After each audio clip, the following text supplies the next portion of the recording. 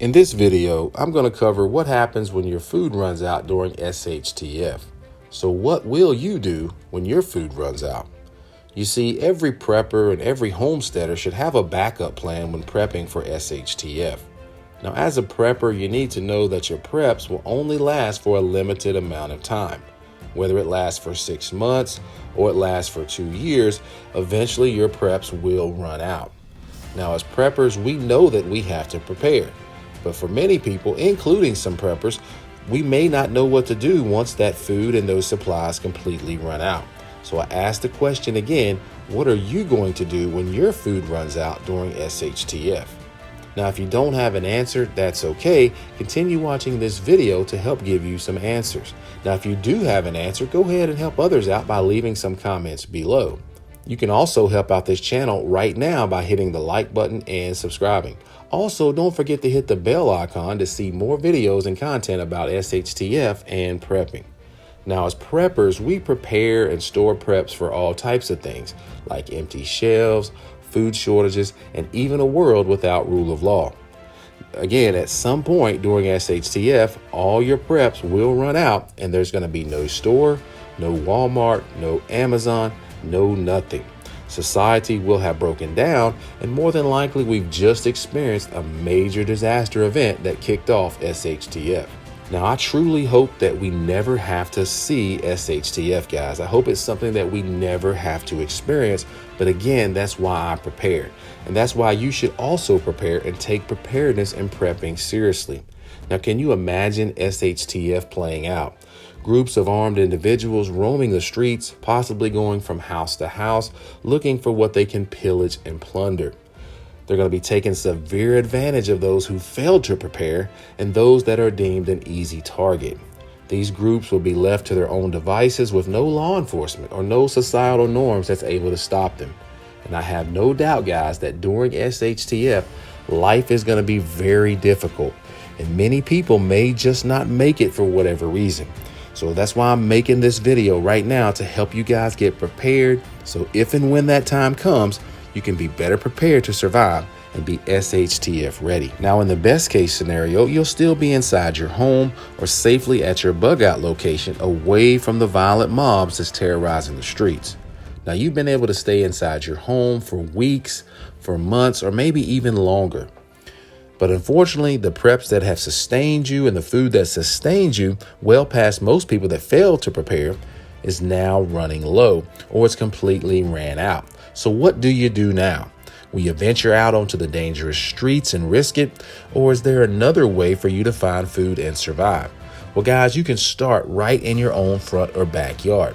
And yes, I'm talking about foraging for food, or what is sometimes referred to as taking a wild edibles walk. Now, don't think that there's going to be enough wild edibles in nature to totally sustain you during SHTF. But it may provide you with enough nutrition just to keep you alive until you can move forward and find something better. Now, depending on where you live, your backyard could be full of leafy green nutrients just waiting for you to pick during an SHTF disaster. So I'm going to cover a few ideas and a few plants and wild edibles that you can pick to survive until you can find another better available food source. But be sure that you know how to properly identify the plant when you're out in the wild. It's best that when in doubt to just leave it out. So if you can't properly identify it, don't eat it. All right, guys, I'm going to cover 4 wild edibles that's either in your front yard, your backyard, or somewhere that's easily accessible to you. Number 1 is going to be clover. Now, you've probably walked right over these or mowed right over these when you cut your lawn. Now, in North America, generally, there's 3 main types of clover. You have the white clover, the red clover, or the pink or strawberry clover. And the good thing about the clover plant is the entire plant is edible. So from the stalk or stem to the leaves and even the flower. Now, about 1 cup of clover has around 25 calories, 3 grams of carbohydrates, and 3 grams of protein. So as you can see, not a lot of calories per cup, but it's still life-saving nutrition at a time when no other food source is available to you. So hopefully, ideally, what you would want to do is mix and match this clover with the other 3 items that I'm about to cover next. All right, number 2 is going to be another front yard or backyard staple, and that's the dandelion. The bright yellow flowers, The leafy green leaves and even the roots are all edible on the dandelion. Now, 1 cup of dandelion leaves are 25 calories, 5 grams of carbohydrates, and about 1.5 grams of protein. So again, you would want to mix and match this with the clover and the other 2 that I'm about to cover next. All right, number 3 is another popular edible that can be found in your front yard or backyard, or again, somewhere within a close proximity, and that's the broadleaf plantain. Now, not to be confused with the plantain that looks like a banana or that grows in the tropics, these are easy to identify, and normally your yard has plenty of these. Now, both the leaves and the seeds of the broadleaf plantain are edible, and I've tried some of these from my own yard. I simply identified these, picked these, washed these real good, and ate it sort of in a salad like spinach. And that's exactly kind of what it reminds me of, is spinach, but with a little nuttier taste. Now, I wasn't able to find the exact nutrition information on the broadleaf plantain, but from most people on YouTube or etc. that I've seen, says it is highly packed with different vitamins and minerals. Moving on to number 4 is the next wild edible, and that is purslane. Now, purslane, just like all the other wild edibles that I've covered so far, don't offer a lot of calories, but it does offer plenty of vitamins and minerals. Now, purslane has 26% of the daily value of vitamin A, 35% of the daily value of vitamin C, 11% of the daily value of iron, and 7% of calcium.